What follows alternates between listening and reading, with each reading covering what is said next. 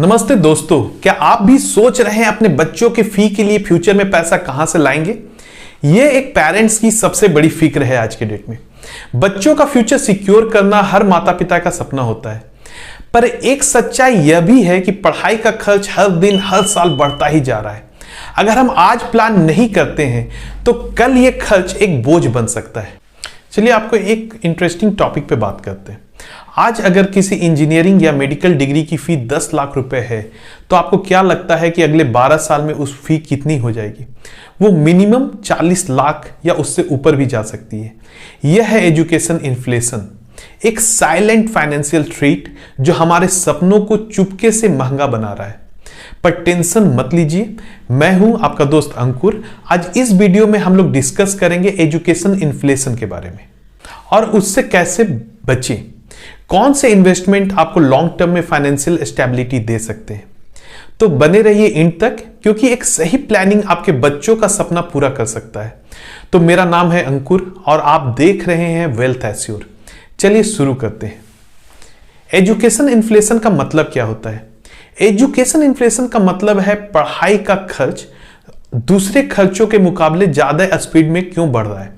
Normal inflation हर साल 6 से 7% के आसपास बढ़ता है, पर एजुकेशन इन्फ्लेशन लगभग 10 से 12% तक पहुंच जाता है। यह डबल स्पीड का कॉस्ट ग्रोथ है जो आपकी सेविंग्स को खा जाता है। एक एग्जांपल के फॉर्म पे समझिए कि साल 2024 में अगर स्कूल का फी 1 लाख रुपए है और कॉलेज फी 10 लाख रुपए है तो यही खर्च 2030 में लगभग 2 लाख रुपए हो जाएगा स्कूल का फी, और कॉलेज की फी लगभग 20 लाख रुपए हो जाएगी। यही 12 साल के बाद 2036 में स्कूल की फी 4 लाख रुपए हो जाएगी और कॉलेज की फी 40 लाख। अब सोचिए, अगर फी 12 साल में 4 गुना हो जाए तो क्या आपकी सैलरी भी उसी रेट से ग्रोथ करेगी? शायद नहीं। इसीलिए जरूरत है एक स्मार्ट इन्वेस्टमेंट प्लान की जो एजुकेशन इन्फ्लेशन को बीट कर सके और आपका पैसा सेफ और ग्रो करे। यहां पे हम लोग बात करते हैं अर्ली इन्वेस्टमेंट के मैजिक के बारे में। दोस्तों, अगर आप इन्वेस्टमेंट में डिले करते हैं तो इसका असर आपके फाइनेंशियल रिटर्न पे भी डायरेक्टली पड़ सकता है। एक और एग्जांपल देखिए, अगर किसी ने 25 साल की उम्र में 5,000 रुपए के मंथली इन्वेस्टमेंट से अपना प्लानिंग स्टार्ट किया और उन्होंने 20 साल का समय दिया तो उनका कॉर्पस लगभग 50 लाख हो जाता है। लेकिन वही किसी ने अगर 35 साल की उम्र में इन्वेस्टमेंट स्टार्ट किया और 5,000 रुपए के मंथली इन्वेस्टमेंट से 10 साल का समय दिया तो उनका इन्वेस्टमेंट का कॉर्पस सिर्फ 12 लाख रुपए रह जाता है। समझ रहे हैं?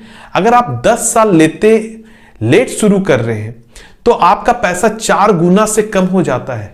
यह है कंपाउंडिंग का मैजिक, इसलिए जल्दी शुरू करना बहुत जरूरी है। अब हम लोग समझते हैं कि हमारे पास बेस्ट इन्वेस्टमेंट ऑप्शंस क्या क्या है। अब हम लोग बात करते हैं ऐसे इन्वेस्टमेंट की जो आपके पैसों को एजुकेशन इन्फ्लेशन के हमेशा ऊपर रखे। आपको चाहिए एक बैलेंस्ड अप्रोच, इक्विटी के थ्रू हाई रिटर्न्स और डेप्थ के थ्रू स्टेबिलिटी। तो हम लोग समझते हैं कि हमारे पास क्या क्या बेस्ट ऑप्शंस है। पहला है म्यूचुअल फंड्स। म्यूचुअल फंड में जो एवरेज रिटर्न होता है वो लगभग 12 से 15% होता है, जो आपके इन्फ्लेशन, खासकर एजुकेशन इन्फ्लेशन से हमेशा 1 से 2%, 3% हायर साइड में रहेगा। तो यहां पे मॉडरेट रिस्क है तो मॉडरेट रिटर्न भी है। उसके बाद हम लोग बात करते हैं public provident fund. Public provident fund में एवरेज रिटर्न 7 to 8% है और आपके एजुकेशन के इन्फ्लेशन का रेट 12%। तो आप लोग समझ सकते हैं। सुकन्या समृद्धि, यहां भी लगभग 8.2% का एवरेज रिटर्न है। फिर फिक्स्ड डिपॉजिट पे हम लोग बात करें, यहां पे रिटर्न का एवरेज है लगभग 5 से 7%। Gold 7 to 10%, real estate 12 to 15%, but यहां पे लिक्विडिटी इशू होती है। गवर्नमेंट बॉन्ड 6 से 8%। दोस्तों, हमने मोड ऑफ इन्वेस्टमेंट के बारे में तो बात कर लिया, लेकिन मेन चीज है इसे एग्जीक्यूट करना। तो जितना जल्दी हम लोग इसे स्टार्ट करेंगे उतना हमारे लिए बेहतर है। दोस्तों, एजुकेशन इन्फ्लेशन को बीट करना मुश्किल जरूर है पर इम्पॉसिबल नहीं है। सिर्फ एक छोटी सी प्लानिंग और कमिटमेंट आपके बच्चों के लिए एक ब्राइट फ्यूचर बनाएगी। अगर आपको यह वीडियो हेल्पफुल लगा तो लाइक जरूर करें, अपने दोस्तों के साथ शेयर भी करें और वेल्थ एश्योर चैनल को सब्सक्राइब करें। हम हैं हम हर हफ्ते नए फाइनेंशियल टिप्स और इन्वेस्टमेंट के बारे में बात करते रहते हैं। तब तक के लिए स्मार्ट सोचिए, स्मार्ट इन्वेस्ट कीजिए। मिलते हैं अगले वीडियो में।